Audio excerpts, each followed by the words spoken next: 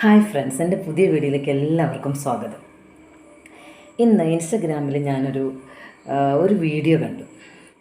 അതായത് ഭാര്യയെ ലേബർ റൂമിലെ അകത്തേക്ക് ഭർത്താവ് ഇങ്ങനെ കൊണ്ടുപോകുന്നു. പുറത്തു നിന്ന് ഭാര്യയ്ക്ക് ഒരു ഉമ്മ കൊടുത്തു. എന്നിട്ട് അവൾ അമ്മയ്ക്ക് ഉമ്മ കൊടുക്കുന്ന സമയത്ത് ആ കുട്ടി വല്ലാണ്ട് പൊട്ടിക്കരയുന്നുണ്ടായിരുന്നു. കരഞ്ഞുകൊണ്ട് സങ്കടത്തോടെയാണ് ലേബർ റൂമിലേക്ക് കയറി പോകുന്നത്. ദയവ് ചെയ്ത് അത്തരത്തിലുള്ള ഒരു റീൽസൊക്കെ എടുക്കുമ്പോൾ നിങ്ങൾ ആലോചിക്കണം. കാരണം നമുക്ക് ബ്ലഡ് പ്രഷറെല്ലാം കൂടാനുള്ള സാധ്യത ഏറെയാണ്.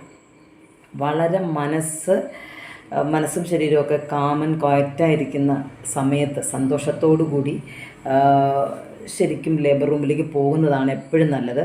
ഒരുപാട് കോംപ്ലിക്കേഷൻസ് ഉണ്ടാകാൻ സാധ്യതയുള്ള ഒരു അവസ്ഥയാണ് ഈ ഡെലിവറി ടൈം എന്ന് പറയുന്നത്. എനിക്കത് വല്ലാതെ ഫീൽ ചെയ്തു. കാരണം അങ്ങനെയൊന്നും ഒരിക്കലും ഒരു ലേബർ റൂമിലേക്ക് കടത്തിവിടരുത്. അതൊരു അപേക്ഷയായിട്ട് എടുക്കണം. എന്നെ കേൾക്കുന്ന ആരെങ്കിലും ഉണ്ടെങ്കിൽ അതെന്തായാലും ആ രീതിയിൽ ചെയ്യരുത്. കാരണം നമ്മളിപ്പോൾ ഹോസ്പിറ്റലൈസ് ചെയ്ത് കഴിയുമ്പോൾ നമുക്ക് റൂമുണ്ടാവുമല്ലോ, സിസ്റ്റേഴ്സ് വന്ന് അവരെ കൂട്ടിക്കൊണ്ട് പോകും. അപ്പം നിങ്ങളവിടെ വളരെ ഫ്രണ്ട്ലി ആയിട്ട് അവരെ യാത്ര അയക്കുന്നല്ലാതെ നമ്മുടെ ഡെലിവറി സമയത്ത് ഒരുപാട് കോംപ്ലിക്കേഷൻസ് ഇത്തരത്തിലുള്ള സിറ്റുവേഷനിലൂടെ കടന്നു പോകുന്ന പെൺകുട്ടികൾക്ക് ഉണ്ടായിട്ടുണ്ട്. വളരെ അപകടകരമായ കാര്യമാണ്. ആണുങ്ങൾക്ക് ഒരുപക്ഷെ പറഞ്ഞാൽ മനസ്സിലാകില്ല.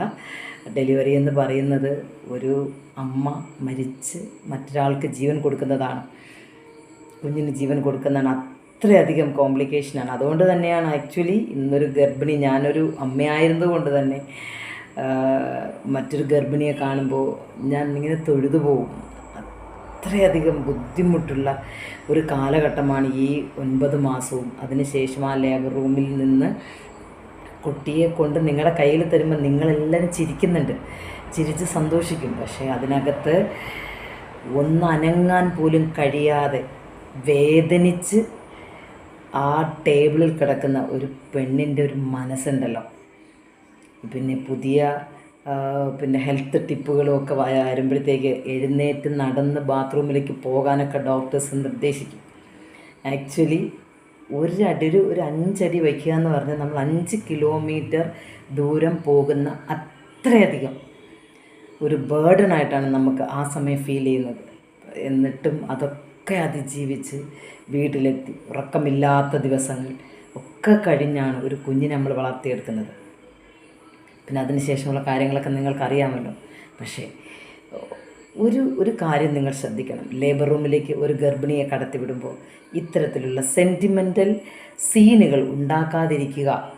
അവർക്ക് സുഖമായി മനസ്സൊക്കെ ശാന്തമായി ഒരു ഡെലിവറിക്ക് വേണ്ടി അവരുടെ ശരീരം പാകപ്പെടാൻ വേണ്ടിയിട്ട് എല്ലാവരും അവസരം ഒരുക്കി കൊടുക്കുകയാണ് വേണ്ടതെന്ന് ഞാൻ നിങ്ങളോട് അപേക്ഷിക്കുകയാണ്. Okay, thank you. ഇഷ്ടമായ ലൈക്ക് ചെയ്യണം, ഷെയർ ചെയ്യണം കേട്ടോ എല്ലാവർക്കും. Okay, thank you very much.